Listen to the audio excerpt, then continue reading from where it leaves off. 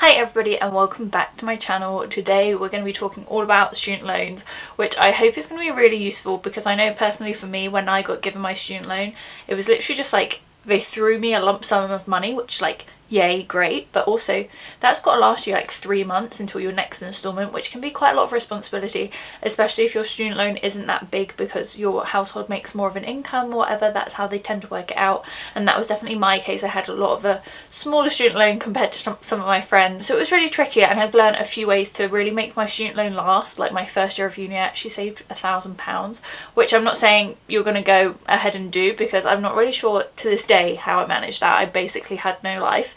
But I have learned some really great tips about how just to make your student loan last that little bit longer and just tie over those 3 months until term 2, term 3, until you get your next instalment of your loan. I am obviously an English student, so I'm talking about the student loans we get as like natives, I guess. I'm not sure if it's different for international students or how that really works, but I have got a full list here of hopefully some tips that will really help you just for like budgeting, saving some money, as well as just like the best ways you can spend your student loan as well as keep some to the side. Okay, so my first tip I think is pretty obvious but is so damn crucial, and it is to make a budget. Now basically all I mean by this is just work out how much you're going to get per term. They should give you a breakdown of how much you're getting per term.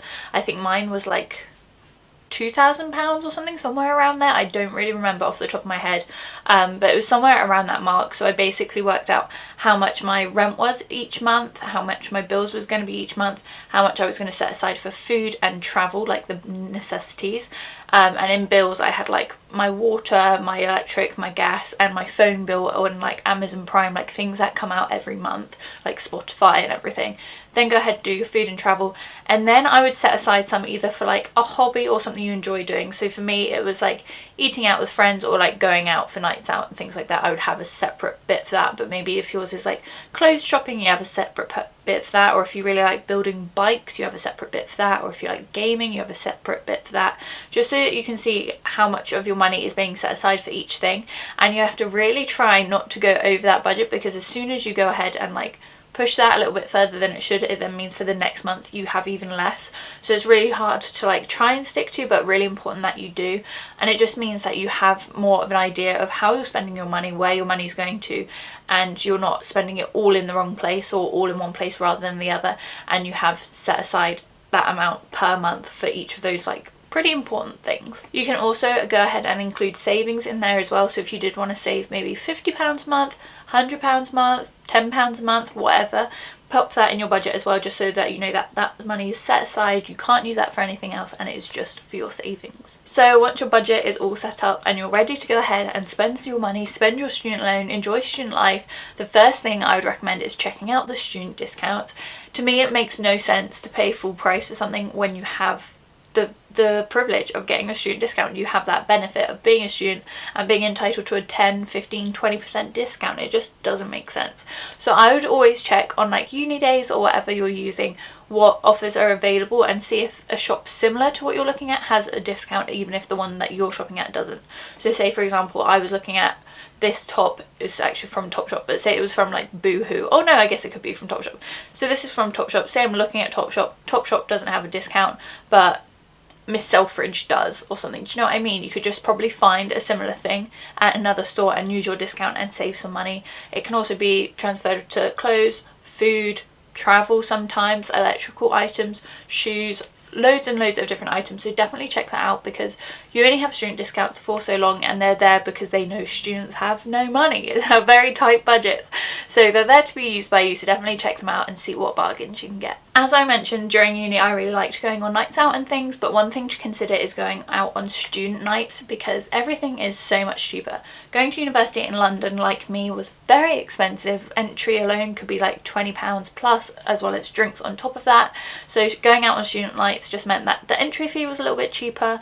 You could like get slightly cheaper drinks, and it just reduced that cost that little bit, you know, so you can save some of those pennies. And it was exactly the same, everyone there was a student, so it actually had a really good community feel to it. Like like a really good vibe going in.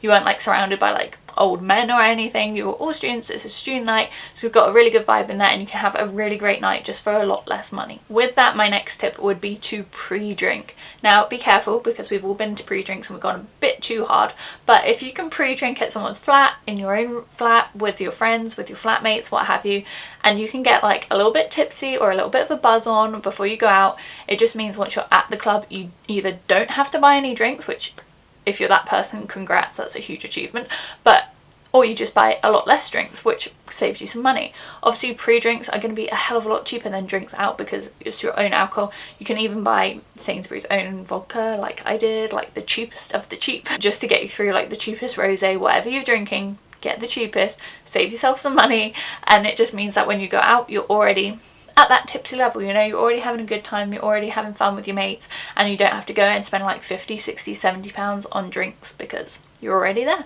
My next tip is a little bit cheeky, but something I've definitely done, so at your own discretion, but try using your family's logins. So for example, I use my boyfriend's Spotify, I was signed into my mum's Netflix account for ages, I think I was signed into my mum's Amazon account. Just if you have friends or family that pay for these subscriptions where you can also have their login and use it as well, and you don't have to pay that £5 a month or that £6 a month or that £3 a month, that's in the long run going to save you so much money. Obviously it's a little bit against the rules, you're not really supposed to do it, but student life, you know, you've got to do what you can to make ends meet, and that was just one of the ways that I was able to save just a little bit more money. Again, a little bit cheeky, but if there is a subscription that you really like or you use a lot and you know your family has it, maybe see if you can use that one too. There were a few times where I had to get off Netflix because my mum wanted to watch it, which is fair enough, but yeah, just something to bear in mind and consider. My next tip is also crucial if you are newly moved out of home, if you are shopping for yourself for the first time, is make a shopping list. Now by this I mean like a food shopping list. It's very tempting when you have the freedom of buying whatever you want for yourself to go ahead and splurge and buy everything you've ever wanted, like all the Ben & Jerry's, all the pizza, all the donuts, everything like that. I definitely had a few of those weeks, but financially it's just not really a smart option, just because that all goes very quickly. You usually spend over what you need to, you usually have a lot of waste, and then you're left with no money for the next month and you're eating roast potatoes and jack potatoes every night for dinner because that's all you have left in your cupboard. Obviously speaking from experience here, but making a shopping list really helps. It just makes sure that you are like, you always have your blinders on when you're in the shop, you're in there just for those items, and you can ignore all like the other deals or special offers and things and just get what you need. It's really easy to be distracted in a supermarket, especially if you go in hungry. Top tip, never shop hungry. But by making a shopping list you can also figure out what you're eating that week, like what meals you're going to have, what snacks you have, and just make sure all your bases are covered, so even when you do go in there you don't forget anything, which is really helpful. Again, is just a smart choice for how you spend your money, so you can see where that money's going, and you can obviously opt for some of the cheaper items or like the store own items rather than the more expensive brands. So I briefly touched on this, but if you can put any of your money into savings, I definitely recommend you do, just because like I said, there are a few examples where you will go over your budget, things will happen, unforeseen circumstances will happen, your car might break down, you might have to rush home and get a train and it's really expensive or something. Just little like emergency funds, whether that's £10 a month, £50 a month, £100 a month, however much you can spare. I know it's a real privilege to have enough money to be putting into savings, not everyone has that luxury, but if you can even spare like £5 here or there, or do the thing on like Monzo and different bank accounts where you can like round up your transactions, so even those tiny little pennies that you wouldn't even notice are going into your savings pot, it's going to make a huge difference, and it just relieves some of the pressure on yourself because you know you have like a little nest egg sat there in case of any emergencies, or if anything did go wrong you have a backup plan. So if like something broke down, you had to get a plumber out or something, you're covered. It's not so much stress, because I know for me finance during university, like the whole time during university to be honest, was just a huge stress, and university is stressful in itself. So if I could reduce that stress by just being a bit sensible, having some plans set in place and putting a little bit into savings, I was definitely going to do that. The next tip is something I actually didn't do but I wish I did, and it's just to buy things as a flat. Obviously first year you're usually living with like 4 to 6 people, there's a lot of you, and I think if you have a good enough relationship with those flatmates, you get on really well, if you cook together, what have you, buy some stuff together. So if you're planning on cooking a meal together, obviously you can all split the cost of that, but I'm talking like cheese, milk, butter, eggs, like all of the kind of generic things like squash, bread, all of the kind of staples I guess that you just have in your cupboard or have in your fridge, or everyone kind of dips into when they're like making a piece of toast or having their breakfast or making a cup of tea, like tea bags for example. If you can share the cost of those things, obviously they're still going to get used up because you're all using them, but you don't have to put as much money in during that time. You can kind of space it out, so rather than spending like £2 on an 80 pack of tea bags, you're spending more like 50p, 30p maybe, who knows, I can't do maths, somewhere around there. It's pretty cheap, so it's definitely more than 30p now that I'm thinking about it, but it's a lot less than it would be. And honestly, it sounds like nothing. You're like, what, £1.50, what is that? But when you're a student, that £1.50 can be like life or death. So definitely try and save your pennies and buy things as a flat if you could. My next tip is crucial and in the long run saves you so much money. It sounds so simple, but it's to get the bus. Now, wherever you're going, if you can, get the bus. It's just a cheaper mode of transportation, especially if you're going on a night out. You can either spend £20 on an Uber or £1.50 on a bus. Obviously it depends where you are, but in London that's how much buses are, and that saving is huge. What is it, £18.50? And that's just one way. If you did that both ways, you've saved yourself like nearly 40 quid, which just blows my mind. But obviously if you're sharing an Uber, that's a little bit different because again the cost is going to be a lot less. But is it going to be as low as £1.50? Something to consider. Obviously the bus isn't the quickest route or the most fashionable or trendy and can be a little bit impractical at times, but it's just about saving that money. It's just something to consider, something I definitely did. Like either travelling into uni, I would usually walk, but I would then either get the bus if I had to, or just like getting around London, if I could get the bus I would. Like it's even cheaper than the tube, so it just made more sense to me and just meant I could save some of my money and just make my student loan last that little bit longer. My next tip is for all you shopaholics out there like myself, or I guess my old self, but it is to shop second hand or shop the sale section. Personally for me, I used to buy new things every week. I would have like 2 new items of clothing a week. I think it was just like a bit crazy. They were always from Primark or something. It was never anything hugely expensive. But this year I'm actually not buying any new clothes in 2020, so I've done like a whole 180, 360, 180, who knows, but I've done one of those. I'm not buying any new clothes, so I'm only ever shopping in the charity shops or shopping second hand, which is just so much cheaper. I know again can be a bit impractical sometimes if you're looking for something super specific, but again you can always shop the sale section, use your student discounts, or try secondhand, whether that's online and you're searching on like ThreadUp or Depop or one of those, or whether that is you're just going into a charity shop, which I personally love.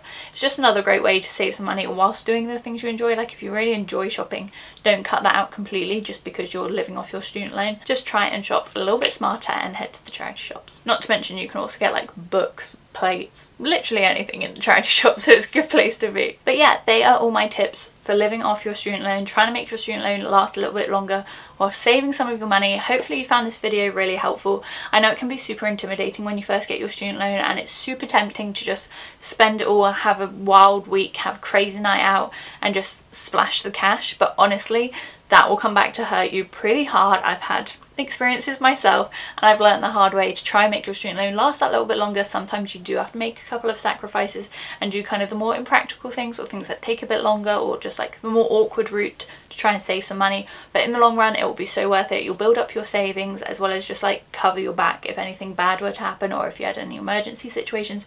You have that little nest egg sat there, and you're also not so stressed about the upcoming months because you know you've planned out your money, you know what you're spending it on, and you know you have enough set aside. If you do have any more tips about how you save money during uni, or just things that have really helped you, please leave them down in the comments below if you think I've forgotten anything. And if you have liked this video, please hit thumbs up and subscribe down below because I'm currently posting 3 new videos a week. So if you're bored sat at home looking for some more content to watch, hit that subscribe button and hopefully I'll see you very soon.